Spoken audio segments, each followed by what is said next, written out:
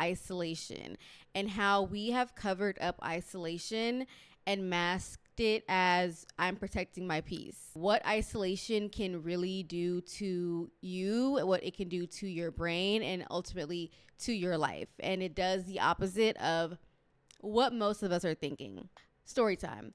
When I was laid off, I also went through a lot of weird friendship disappointments. I have always poured so much into other people, OD, and gave myself like the last bit. People would take more than they would give, and I would allow it. That resulted in me isolating myself. Not like, oh my God, I hate people. I'm not, no, I love the friends that I have and things like that. But I just was way more cautious and just like, let me be with me, because obviously I was giving too much of me to everyone and they could give a shit less about what I have going on for real.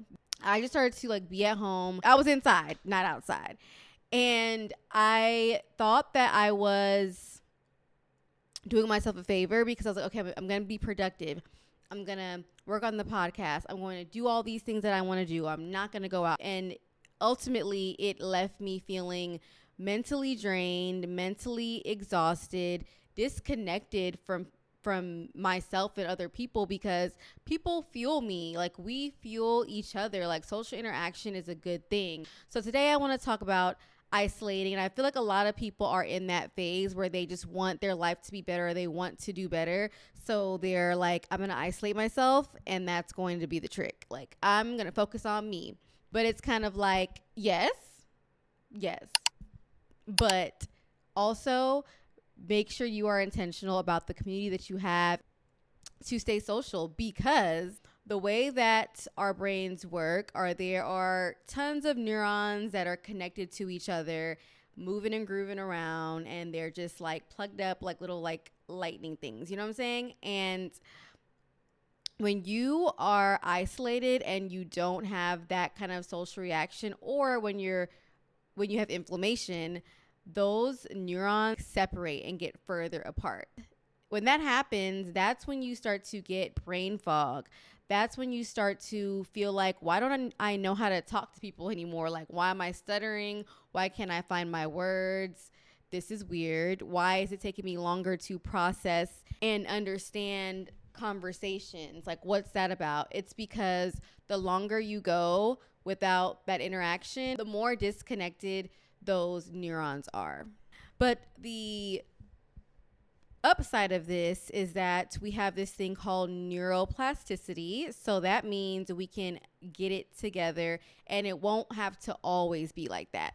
I developed a bit of a stutter and it was getting even worse. And I was like, is it these damn phones? And it is the damn phones too. But it was definitely getting worse.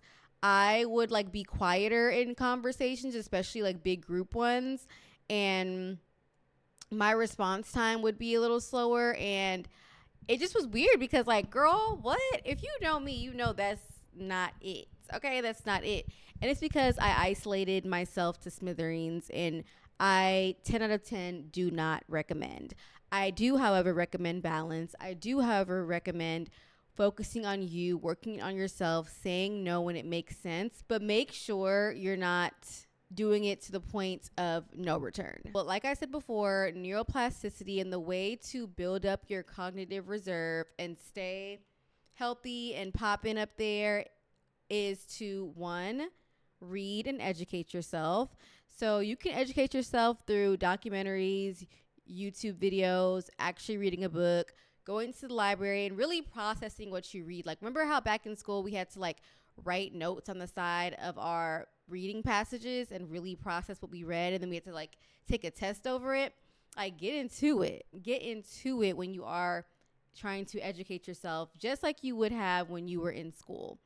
The second thing is having high levels of interaction. So honestly, being outside is not a bad thing for you. It actually can be a good thing for you. I think where being outside gets tricky is people are drinking a lot, doing drugs, cracked out, coked out. And I think that's where it gets tricky, because that does mess up your brain. But you should be highly socializing, and it is good for you. Another thing is if you have like a day job that is cognitively challenging, but in a good way, and like that you love, that really makes you think and explore your thoughts, that is also another way to build up that cognitive reserve. And then, of course, exercising 3 to 5 times a week. We know this. It feels so good. I feel like exercising feels like an Adderall. Honestly, exercising for me feels like I opened up a new spot in my brain. A good hot yoga session or a good like 1-2 on the treadmill. I be on a little elliptical for 30 minutes and I'm a new person after. And lastly, like brain activities. So there's different brain games. We have Sudoku. We have even like learning a new language, puzzles. Those things also help keep those neural pathways connected and together as they should be. So, coming from the isolation queen as of lately, get your ass outside, get on a yacht and shake some ass. I suffered for 19 years. It's time for me to shake my ass on a yacht. In Dubai. In a thong. Go down to the coffee shop, sit there, talk to a random stranger. So go out there and live y'all's best lives, honey, because that's what I'm going to be doing. If you see me in the streets, say what's up. I will be there. And I'm just excited for what is to come. Honestly, I'm geeked.